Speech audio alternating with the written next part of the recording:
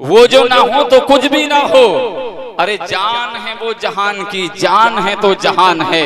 हजरात आप जरा तारीख को उठा करके देखें। ये सुन्नत इलाहिया रही है कि जब जब बंदे राहे रात से भटके हैं, अल्लाह ने उनकी रुश्द व हिदायत के लिए नबियों को भेजा है, पैगंबर को भेजा है, रसूलों को भेजा है। हजरात तारीख उठा के देखें, जनाबे आदम से लेके ईसा तक इंसान की रुश्द व हिदायत के लिए, इंसान के मार्गदर्शन के लिए, इंसान को सिराते मुस्तकीम पे गामजन करने के लिए नबी आते रहे, रसूल आते रहे, लोगों को एक अल्लाह का पैगाम देते रहे। जो पेशानी भटक रही थी उनको अल्लाह की मारिफत का नूर देते रहे। लेकिन ये पहली बार ऐसा हुआ था कि जनाब ईसा अलैहिस्सलातु व तस्लीम को जब अल्लाह ने आसमान पे उठा लिया था तो ये 500 साल का लंबा जमाना गुजर गया था। इस जमीन पे कोई हादी नहीं था, इस जमीन पे कोई रहबर नहीं था, इस जमीन के ऊपर कोई रहनुमा नहीं था।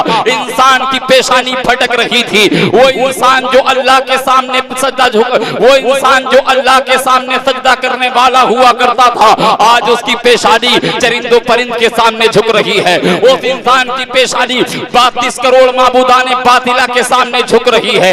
इस जमीन के ऊपर रसूल आशमी के आने से पहले वो कौन सा गुनाह था जो इंसान नहीं कर रहा था। आप जरा तारीख उठा करके देखें, इसी हिंदुस्तान की सरजमीन पे जब किसी का शौहर मर जाता था, उसकी बीवी को उसके साथ में जला दिया जाता था। एक बाप अपनी बेटी के गर्दन पे लात रख के खड़ा हो जाता था और ये कहने पे फख्र महसूस करता था कि आज मैंने समाज की मनूस औरत का खात्मा कर दिया है। ये थी तारीख है, ये थी इंसानियत की तारीख थी। गढ़ने वाली बेटियों की जिंदगी जमीन में दरगोर कफन की जा रही थी, औरतों की इज्जतों को पामाल किया जा रहा था। तब गढ़ने वाली बेटियों ने रब्बे काबा की बारगाह में इल्तिजा की थी, ए रब्बे काबा हमारी जिंदगी को जब तक गाड़ा जाता रहेगा हमें बचाने वाला कौन आएगा। तो किसी मुनादी ने निदा दी थी, जब 12वीं का सूरज निकलेगा तुम्हें सीने से लगाने के लिए रहमतुल लिल आलमीन आ जाए। आज लोग कह रहे हैं आज कि बेटी को पढ़ाओ, बेटी को बचाओ। ये नारा तुम आज दे रहे हो जब हर बाप अच्छे समाज में जिंदगी जी रहा है, जब जगह जगह कॉलेज खुल गए। अरे आज कहना तो बड़ा आसान है, मेरे नबी ने उस दौर में बेटियों की हिफाजत की थी जब एक बाप बेटी का कातिल बन जाता था। अल्लाहू अकबर। एक सहाबी रसूल है जिनका नाम हजरत आसिम बिन कैस है। सहाबा की झुरमुट में सहाबा इकराम के साथ में नबी कौनैन सल्लल्लाहु तआला अलैहि वसल्लम के सामने बैठे हैं। अर्ज कर रहे हैं या रसूल अल्लाह, जब आप नहीं आए थे हमने कितने गुनाह किए थे या रसूल अल्लाह। जब आप दुनिया में तशरीफ नहीं लाए थे या रसूल अल्लाह, हमारी ये पेशानी आवारा हो चुकी थी या रसूल अल्लाह। जब आप दुनिया में तशरीफ नहीं लाए थे हाथों से इतने गुनाह किए हैं कि आज याद करते हैं तो घिन आ जाती है। अल्लाहू अकबर। अल्लाह के रसूल के सामने अर्ज कर रहे हैं या रसूल अल्लाह, मेरी 4 बेटियां थी, मैंने एक एक को अपने हाथों से उनका गला घोट दिया है, उनको जमीन के नीचे डाल दिया है। अल्लाहू अकबर। आसिम अर्ज कर रहे हैं या रसूल अल्लाह, जो मेरी आखिरी बेटी थी, जब मैं उसे याद करता हूँ, जब मुझे उसकी याद आती है, मेरी रात की नींदें उड़ जाती हैं, मेरा चैन सुकून गारत हो जाता है। और करने लगे अल्लाह के रसूल की आंखों में आंसू आ गए और अर्ज करने लगे अल्लाह के रसूल, ऐ आसिम ये बताओ क्या मामला हुआ था। आसिम अर्ज कर रहे हैं, मैं जब अपने घर से निकला था मैं अपनी बीवी से कह करके गया था, देख तेरे पेट में जो नौमौलूद है अगर वो बेटा हो तो उसका परवान चढ़ा देना, अगर बेटी पैदा हो अपने हाथों से उसका गला दबा देना।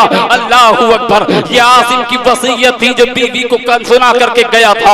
आसिम अपने घर से निकलते हैं और निकलने के बाद ये वसीयत करके गए थे कि मैं कुछ दिनों के लिए जा रहा हूँ, अगर मैं वापस पलटा घर के अंदर अगर मैंने देख लिया बेटी है तुझे घर से निकाल दूंगा। यानी अगर बेटा हो तो परवान चढ़ेगा, बेटा होगा तो उसका परवान चढ़ेगा, अगर बेटा होगा तो मिन्नतें मानी जाएंगी, अगर बेटा होगा तो मेहनतें की जाएंगी, अगर बेटी पैदा हो तो गला दबा के मार देना, अगर बेटी पैदा हो जाए तो गर्दन पे लात रख के खड़ी हो जाना। आसिम की वसीयत के मुताबिक अल्लाहू अकबर, बेटी पैदा हो जाती है। और जब बेटी पैदा होती है, एक माँ को अपने बेटे से कितना प्यार होता है, एक माँ अपनी औलाद से कितनी मोहब्बत करती है, ये तो एक माँ ही समझ सकती है। आसिम के घर के अंदर एक नन्ही सी कली पैदा होती है, जिसे चांद सी बच्ची थी। आसिम के आंगन में एक बच्ची खेलती है। माँ को अपने शौहर की वसीयत याद आ गई, अपने हाथों को बढ़ाती है, अपनी बेटी के गर्दन तक ले जाती है। लेकिन माँ की ममता ने झंझोर के रख दिया था। ए आसिम की बीबी, इस बेटी की माँ, तू अपने हाथों को उठा तो रही है, लेकिन दुनिया डायनों की तारीख तो पढ़ेगी, लेकिन दुनिया तुझे किस तारीख से याद करेगी? दुनिया तुझे कौन सा नाम देगी जो अपने पेट में तूने 9 महीने बेटी को रखा है, अपने खून से उसको पाला है, और इतनी तकलीफें, इतनी अज़ियतें उठाई उसकी पैदाइश के वक्त, और अपने हाथों से गला घोट दिया। माँ की ममता बेचैन और बेकरार होती है। माँ ने कहा ऐसा करते हैं, अपनी बेटी को पड़ोसन के घर में दे आते हैं। अल्लाहू अकबर, ये नबी से आने से पहले बताओ बच्चियों के साथ जुल्म था कि नहीं था? ये कुफ्र का आतंकवाद था कि नहीं था? आज लोग बेटियों की हिफाजत के मुहिम बनते नजर आ रहे हैं, आज लोग बेटियों के मुहाफिज बनते नजर आ रहे हैं।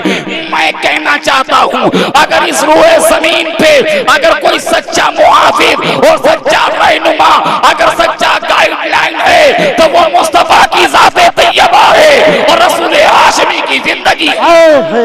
नारे तकबीर, नारे रिसालत, मसलके आला हजरत, मसलके आला हजरत, नारे तकबीर, नारे रिसालत। सुभान अल्लाह, सुभान अल्लाह। लेकिन मैंने महसूस कर लिया कि यहाँ के लोग तकरीर सुनना नहीं जानते। नहीं, ऐसा लग रहा, देखिए ना, अरे रोज का जागना अपने नसीब के लिए होता है, आज का जागना अल्लाह के हबीब के लिए। रोज रोज नहीं जागा जाता। दरूद पाक पढ़िए, अल्लाहुम्मा सल्ली अला सय्यिदिना व शफीना व हबीबना मौलाना मुहम्मद व बारिक व सल्लिम सलातु व सलाम अलैका या रसूलल्लाह सल्लल्लाहु तआला अलैहि वसल्लम। हजरात, बैठ के जितने बचे हो थोड़ा थोड़ा आगे आ जाइए, थोड़ा सा आगे तशरीफ ले आए। वो जो पीछे वाले लोग बैठे हैं वो भी आ जाए, आगे आ जाओ थोड़ा सा। ऐसा माहौल थोड़ा सा, 4 आदमी रहे लेकिन काम के रहे, 4 लाख थे, कोई फायदा नहीं कि हू हल्ला किया और चले गए। यानी रात के 2 बजे तक जलसा चला और फजर की नमाज में कोई नहीं। ऐसे जिक्र से कोई फायदा नहीं। 4 आदमी अल्लाह के रसूल का जिक्र सुने और उसके बाद वो फजर की नमाज अगर बाजमात पढ़ लें तो वो वही जलसा कामयाब हुआ। सुभान अल्लाह। क्योंकि जिक्र अगर रसूल का सुन रहे हो तो नमाज भी मेरे रसूल की आंखों की ठंडक। वाह वाह वाह। नियाज़ों नजर करते मत रह जाना, नमाजों से भी दामन अपने खाली मत रखना। आज जो लोग कहते हैं ना, उनके जितने भी एतराज़ात हैं वो हमारी जाहिल कौम पे हैं। अल्हम्दुलिल्लाह हमारे किसी उलमा पे उनका कोई फतवा नहीं है।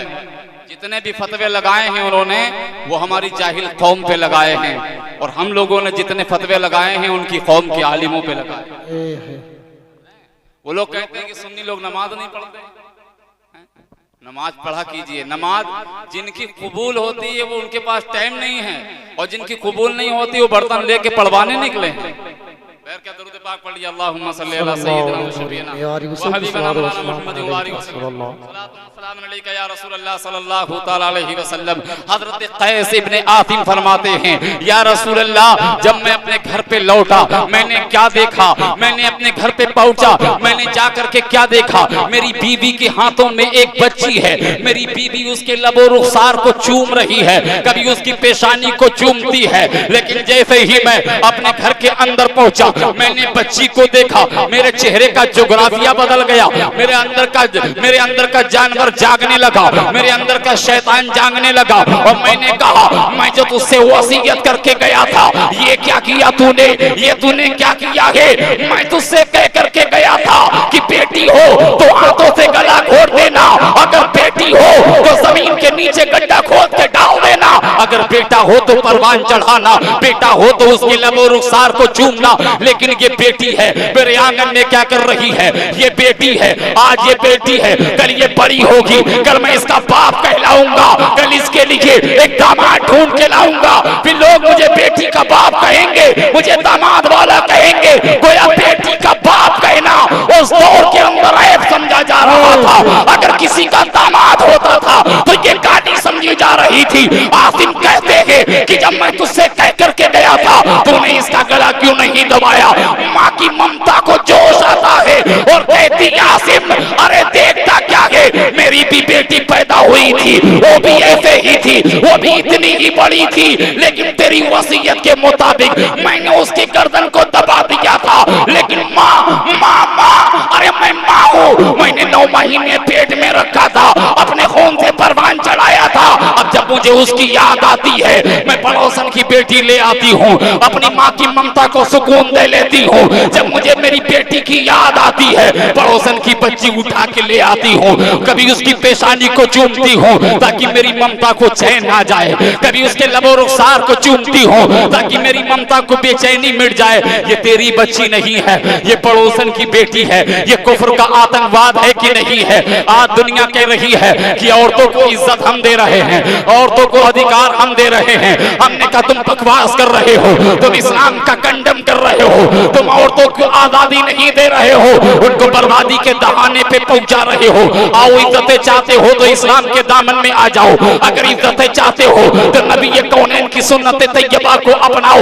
हज़रत आसिम बिन कैस कहते हैं कि मैं यही कहता रहा, लेकिन उसके बाद मुझे यकीन हो गया कि ये बेटी मेरी नहीं है। लेकिन जमाना गुजरता रहा, वक्त गुजरता गया, मुझे भी उस बेटी से लगाव हो गया। जब मैं घर के अंदर आता था उस बेटी के कभी लबो रुखसार को चूमता था, कभी पेशानी को चूमता था, कभी हाथों में ले लेता था, कभी गोद में ले लेता था, उसको खिलाया करता था। अब माँ सोचने लगी हो सकता है इसका दिल बदल गया हो। एक दिन प्यार में माँ कहने लगी, बेटी की माँ बोली, ए आसिम तुम जिसे प्यार कर रहे हो ये पड़ोसन की बेटी नहीं है आसिम, तुम जिसके लबो रुखसार को चूमते हो आसिम ये तुम्हारी बेटी है। लेकिन तेरा खौफ मुझ पे तारी था, मैंने इसलिए कहा था पड़ोसन की बेटी है, लेकिन ये माँ की ममता है कि मैं उसकी गर्दन को दबा ना पाई। ये मेरी माँ की ममता की मजबूरी है, क्योंकि मैंने अपने 9 महीना पेट में रखा था। आसिम ये बेटी तेरी है, इतना कहना था। आसिम कुछ नहीं बोला, कुछ भी नहीं बोला,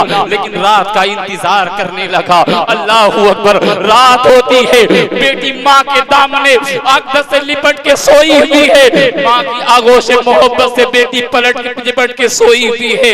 आसिम रात की तारीकी में आता है और चादर को खींचता है, और खींचने के बाद क्या देखता है, बेटी माँ के सीने से चिपटी हुई है। आसिम ने हाथ पकड़ा, बच्ची नींद में थी, उठा के अपने हाथों पे ले लिया। अल्लाह अकबर, चलने लगता है, मक्के की सारा से आगे निकलता है। अचानक पैर में ठोकर लगती है, आसिम की बच्ची हाथों से छूट जाती है, और जब जमीन पे गिरती है बेटी, आसिम अपनी बेटी के बालों को पकड़ के खींचता है। बेटी माँ को से देखती है, ए बाप तू कैसा बाप है, ए बाप मेरे बालों को पकड़ के क्यों खींच रहा है? आसिम ने बेटी के बाल को पकड़ के खींचा, आगे बढ़ता है कि पैर के अंदर एक कांटा चुभ जाता है। आसिम जमीन पे गिर पड़ता है, बाप के पैर के नीचे से जब खून का फव्वारा निकलता है, बेटी कहती है बाप तुझे तकलीफ तो नहीं हुई है, ए बाप तेरे खून निकल रहा है, तुझे दर्द तो नहीं हो रहा है? आसिम फरमाते या रसूल अल्लाह, मैं उसे लेकर के जा रहा था, लेकिन मेरी बेटी को मेरे पैर के कांटे की चुभन का एहसास था, लेकिन मुझे एहसास नहीं था। अल्लाह अकबर, अल्लाह अकबर। ये आसिम है, अर्ज कर रहे हैं या रसूल अल्लाह, मैंने उसके बालों को पकड़ा है और पकड़ करके ले गया, जमीन पे गड्ढा खोदा और गड्ढे के अंदर मैंने उसको डाल दिया। मैं मिट्टी को डालना शुरू करता रहा और बेटी मेरे तरफ देखती रही, मैं मिट्टी डालता रहा, बेटी मेरी निगाहों को निगाहें ताकती हुई देखती रही, और जब देखती रही मिट्टी गर्दन तक आ गई तो बेटी ने हाथ थाम के पूछा था, ए बाप ये बता कि मेरा कसूर क्या है? ए बाप ये बता, मैं दुनिया में पैदा हुई हूँ, मेरा कसूर क्या है? ए बाप मेरा कसूर अगर है तो सबसे पहले तेरा कसूर है। ये देख कि तेरी पेशानी मुझसे मिलती है कि नहीं मिलती है, मेरे लबो रुखसार तुझसे मिलते हैं कि नहीं मिलते हैं। लेकिन आसिम कहते मैं मिट्टी डालता गया, मैं मिट्टी डालता गया, और जब मिट्टी गर्दन तक आ गई तो बेटी रब्बे काबा की बारगाह में हाथों को उठा के इल्तिजा कर रही थी, ए रब्बे काबा, अरे कभी तो भेज दे जो जिंदगी बचाने के लिए आ जाए, किसी ऐसे को भेज दे जो हमारे वकार को बचाने आ जाए, किसी ऐसे को भेज दे जो हमें कलेजे से लगाने के लिए आ जाए। तो किसी मोनादी ने निदा दी थी कि जब 12 रबीउल अव्वल का सूरज निकलेगा तुम्हें कलेजे से लगाने के लिए रहमतुल लिल आलमीन। नारे तकबीर, नारे रिसालत, मसलके आला हजरत मौलाना असलम रज़ा बरकाती। नारे तकबीर, नारे रिसालत, वाह वाह, सुभान अल्लाह, सुभान।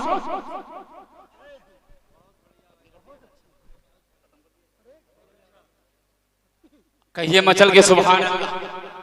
असल में रात का वो हिस्सा मेरे मुकद्दर में आया है कि आपको सुनाना भी है और जगाना भी है। ये वो वक्त है इंसान की आंखें बंद और मुंह खुला रह जाता है, लेकिन हमें आंखें भी खोलनी हैं और अपनी जबानें भी खोलनी हैं, क्योंकि हम उस नबी के मानने वाले हैं जिस नबी के नाम पे जानदार तो जानदार बेजान भी बोला करते हैं। हमें जान हो तो बोलते हैं और जान ना हो तो बोलते हैं, अपनी महफिल में हो तो बोलते हैं, अबू जहल के हाथ में हो तो बोलते हैं, की महफिल में हो तो बोलते हैं, और हाथों में अबू जहल के हो तो बोलते हैं। इंसान तो इंसान मुस्तफा के नाम पे शजरो हजर बोलते हैं। मेरे नबी फरमाते अली, मुझे आज भी याद है जब मेरा बचपन था और जब मैं मक्के की गलियों से गुजरता था, एक पत्थर था जो मुझ पे दुरूदो सलाम पढ़ता था। मैं आपका नतीजा कहां तक लेके जाऊंगा, आप कितने खुशकिस्मत हैं, कह दो सुभान अल्लाह। मेरे नबी ने फरमाया अली, एक पत्थर था जो मुझ पे दुरूदो सलाम पढ़ता था, मैं उस पत्थर को जानता भी हूं, पहचानता भी। अबे पत्थर, अगर पत्थर दुरूदो सलाम पढ़े तो नबी पत्थर को जानता भी है, पहचानता भी है। हम इसीलिए दुरूदो सलाम पढ़ते हैं ताकि नबी से जान पहचान हो जाए। जानते भी हैं, हमारे नबी हमें पहचानते भी हैं। वो किसी और का अकीदा होगा कि मर करके मिट्टी में मिल गए, हमारा तो अहमद रजा ये कहता है तू जिंदा है वल्लाह, तू जिंदा है वल्लाह। मेरे चश्मे आलम से छुप जाने वाले हज़रत महबूब एक है रब का, और वो आने वाला है इस दुनिया में। ये गढ़ने वाली बेटियां रब्बे काबा की बारगाह में रो रो के सिसकियां ले लेके अर्ज कर रही थी, मौला अपने महबूब को भेज दे, ए मौला हमारे पास में भेज दे। ये भटकी हुई पेशानियां रब्बे काबा की बारगाह में इल्तिजा कर रही थी, ए मौला अपने ऐसे नबी को भेज दे ताकि पेशानियों को वकार मिल जाए, लोगों को मज़ा के बंदगी का शऊर हासिल हो जाए। अल्लाहू अकबर। वो आने वाला है रसूल जिसका जमीन इंतजार कर रही है, वो आने वाला है रसूल जिसका कलियां इंतजार कर रही हैं, वो आने वाला है रसूल कायनात का जर्रा जर्रा जिसका मुंतजिर नजर आ रहा है। अब वो रात भी आती है कि मेरा नबी तशरीफ ले आया है। अल्लाहू अकबर। ये जमीन है जो मुस्तफा के जिक्र के लिए है, वो आसमान है जो मुस्तफा के जिक्र के लिए है। लोग सबूत मांगते हैं कि नबी के जिक्र की महफिल मनाने वालों बताओ ये जिक्र कहाँ लिखा है, बताओ ये जिक्र तुमने कहाँ से निकाल लिया है। हमने कहा देखो ये जिक्र हम तो आज कर रहे हैं, अगर यही जिक्र को देखना हो तो ये जिक्र तो जमीन पे है, लेकिन रब्बे काबा ने इसी जिक्र को आसमान पे किया था और नबियों की रूहों के साथ में। हम तो लोगों में बैठ के करते हैं, लेकिन मेरे रब ने, रब काबा ने आदम की रूह को बुलाया, ये आदम दुनिया पे जा रहे हो, लेकिन मेरे नबी का चर्चा करते रहना, मेरे नबी का चर्चा करते रहना। ये आदम दुनिया पे जा रहे हो, आदम से लेके ईसा तक जितने भी रसूल दुनिया में तशरीफ लाए, रब ने कहा जा तो रहे हो, लेकिन मेरे नबी का चर्चा करते रहना, मेरे नबी की बढ़ाई बोलते रहना, मेरे नबी का चर्चा करते रहना। अल्लाह अकबर, वही रसूल आ रहे हैं जिनकी तारीफ आदम करके चले गए थे, वो रसूल आ रहे हैं जिनकी तारीफ नूह करके चले गए थे। अब रात का हिस्सा रब्बे काबा की बारगाह में गिड़गिड़ा गिड़गिड़ा के सिसकियां ले लेके दुआ कर रहा है, ए मौला रात के हिस्से में नबी को भेज दे। ये मक्के की सरजमीन गुनाहों से आलूद हो चुकी है, लोग चोरी रात में करते हैं, अय्याशी रात में करते हैं, जिनाकारी रात में कर रहे हैं, दिन का उजाला कह रहा है। ए अल्लाह, अपने महबूब को दिन के उजाले में भेजना, वरना लोग कहेंगे लाडला रसूल था, चहीता रसूल था, और वो आया तो रात के अंधेरे में आया। अल्लाह अकबर, अल्लाह ने फरिश्तों को हुक्म दिया, फरिश्ते अर्ज कर रहे हैं मौला तेरे महबूब का दिन भी चाहिए वाला है, तेरे महबूब की रात भी चाहिए वाली है। अब होगा क्या, महबूब एक है और मुहिब दो है। दिन भी तमन्ना कर रहा है कि मिलादे मुस्तफा दिन के उजाले में हो, और रात भी तमन्ना कर रही है कि रात अंधेरे में हो जाए। तो रब ने कहा है फरिश्तों जाओ जमीन दिन को भी मुबारकबाद दे दो और रात को भी मुबारकबाद दे दो। का मौला ये कैसे हो सकता है, आने वाला महबूब एक है, मुहिब दो है। बोले जाओ हम ऐसा सिस्टम बना देंगे और ऐसे टाइम पे अपने महबूब को इस जमीन पे भेजेंगे कि रात का अंधेरा जाते जाते चेहरे मुस्तफा की जियारत कर ले, दिन का उजाला आते आते चेहरे मुस्तफा की जियारत। नारे तकबीर, नारे रिसालत, मसलके आला हजरत, सरकार की आमद, सरकार की आमद, आमदे मुस्तफा, नारे तकबीर, नारे रिसालत। ये महबूब है ना महबूब, अरे जो महबूब होता है वो किसी का दिल तोड़ने नहीं आता है, अरे महबूब टूटे दिलों को जोड़ने के लिए आता है। हम ऐसे वक्त में भेज देंगे तो दिल की भी तमन्ना पूरी हो जाएगी, शब की भी तमन्ना पूरी हो जाएगी। अब इधर आसमान भी कह रहा था ये मौला 1,24,000 पैगंबर दुनिया में तशरीफ ले गए हैं, इसकी विलादत आसमान भी कर दे। अल्लाह अकबर, और जमीन भी इल्तिजा कर रही थी, ए मौला भेज से अपने रसूल को, ताकि हमारी जिंदगी की मेराज हो जाए, हमारी किस्मतों पे चार चांद लग जाए। रब ने कहा जाओ इसे भी मुबारकबाद दे दो। ये दो लोग हैं ना, ये दोनों महबूब के मुतमन्नी हैं, ये जमीन भी मुस्तफा को चाहती है, वो आसमान भी मुस्तफा को चाहता है। फिर फरिश्तों ने अर्ज की मौला महबूब तो एक है और मांगने वाले दो हैं, साइल दो हैं, मुहिब दो हैं, अब क्या होगा। बोले जाओ जमीन को भी मुबारकबाद दे दो, आसमान को भी मुबारक दबा दे दो। का मौला कैसे, बोले होगा ये कि जमीन पे हम मुस्तफा की विलादत मुस्तफा कर देंगे और आसमान पे मुस्तफा की मेराजे मुस्तफा। वाह वाह वाह वाह, सुभान अल्लाह, सुभान अल्लाह। हम आसमान पे मुस्तफा जाने रहमत की, हम मुस्तफा आसमान पे मुस्तफा जाने रहमत की मिलादे मेराजे मुस्तफा कर देंगे। अल्लाह अकबर, सुनियो तुम कितने खुशकिस्मत हो, 12 नबियों ने दुआएं मांगी थी, ए अल्लाह तू हमें नबी न बनाता, मुस्तफा जाने रहमत का उम्मती बना देता। हमने तो कोई भी दुआ नहीं मांगी थी, हमने दुआ नहीं मांगी, लेकिन हम मुसलमान के घर में पैदा हुए, आकर के किसी ने कानों में अजान दी थी और ये कहा था मुबारक हो नबी का गुलाम बन करके पैदा हुआ है। मैं आपके ज़मीर को झंझोर के पूछना चाहता हूँ, अरे वो नबी जो दुआ करते रहे, उनकी दुआओं के समरा तुमको मिला है कि तुम्हें अल्लाह ने अपने महबूब का उम्मती बना दिया है। तुम कितने खुशकिस्मत हो, आज तुम्हारा नबी दुनिया में तशरीफ लाया है कि शाम से मेरे नबी दुनिया में तशरीफ लाते हैं। हजरत आमिना फरमाती हैं कि जब मेरा मोहम्मद दुनिया में पैदा हुआ ऐसा लग रहा था आसमान के सारे सितारे टूट करके मेरे घर पे गिर जाएंगे। ऐसा लगता था आसमान की सारी बिजलियां मेरे मकान के अंदर समा गई है, सारा उजाला मेरे पास में आ गया है।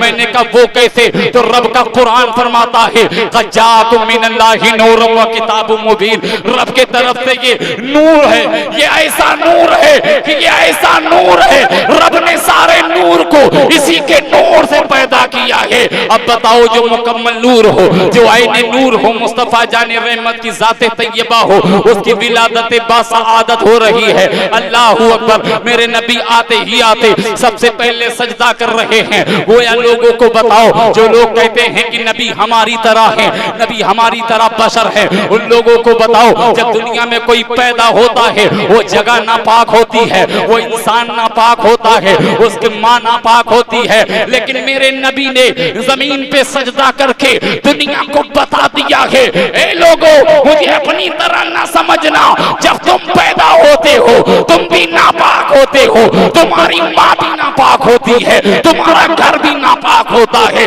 लेकिन देखो जब मैं पैदा हुआ हूँ मैं ऐसा पाक हूँ कि मेरे सजदे की बरकत से अल्लाह ने पूरी जमीन को पाक कर दिया। अल्लाह ने पूरी रोए जमीन को पाक कर दिया। और एक पैगाम था मुस्तफा जाने रहमत का अपने दीवानों को, कभी गौर नहीं किया। अगर अल्लाह के रसूल चाहते तो सजदा ना करते, क्यों किया मेरे मुस्तफा ने जमीन पे सजदा? क्या जरूरत थी सजदा करने की नबी को?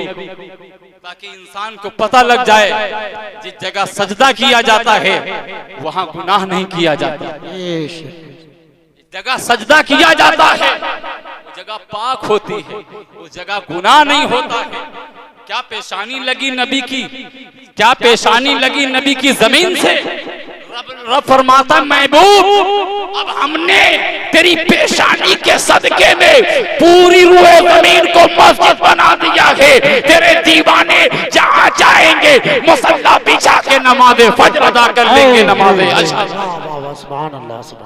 और जहाँ सजदा किया जाएगा उस जगह पे गुनाह नहीं किए जाएंगे। 1:10 हज़रात अब तकरीर क्या की जाए, बल्कि ये सोचा जाए कि फजर की नमाज कैसे पढ़ी जाए, फजर की नमाज कैसे पढ़ी जाएगी। आखिरी बात में तमहीदी जुमले थोड़े से आपको नसीहत आमेज कलिमात आप तक पहुंचा दूं। आज लोग कहते हैं हमारे घर में बरकत नहीं हो रही, मौलाना साहब ताबीज दे दीजिए, हमारे घर में लोग परेशान हैं, आलिम साहब ताबीज दे दीजिए। मैं कहता हूँ आलिम साहब से ताबीज को मत लेके जाओ, सीधे आलिम साहब को ले जाकर लटका दो, तब भी तुम्हारे घर में बरकतें नहीं होंगी। जानते हो क्यों? क्योंकि तुम भी नमाज से कोरे, तुम्हारा घर भी नमाज से। काश कि तुम नमाजी बन गए और अपनी माँ बहन बेटियों को तुमने नमाजी बना दिया। और हमारी कौम की माँ बहन बेटियों को सोचना चाहिए कितनी मजरूह दीन की इज्जतें इन्हें पाकीज़गी मुस्तफा ने दी। पैरों के तले रौंद दिया गया था इनको, इन्हें वक़ार मुस्तफा जाने रहमत ने। इनकी इज्जतों से लूटना लोगों का शेवा बन चुका था, इन्हें इज्जतों का मेयार मुस्तफा जाने रहमत ने। इन्हें भी चाहिए कि नबी कौनैन की बेटी की सुन्नत पे अमल करते हुए जिंदगी को गुजारे। आज तुम्हारे घर के अंदर न तुम नमाजी, न बेटा नमाजी, न बाप नमाजी, न बेटी नमाजी, फिर कहते हो बरकतें नहीं हो रही हैं। अरे बेनमाजी की नजरें जिस घर के अंदर पड़ जाती हैं, अल्लाह उसके घर से ही बरकत को उठा लिया। और जिसके घर के अंदर पूरे का पूरा घर बेनमाजी है, कहाँ से होंगी बरकतें? अल्लाह ताला हम तुम्हें सबको नमाज पढ़ने की तौफीक और रफीक अता फरमाए।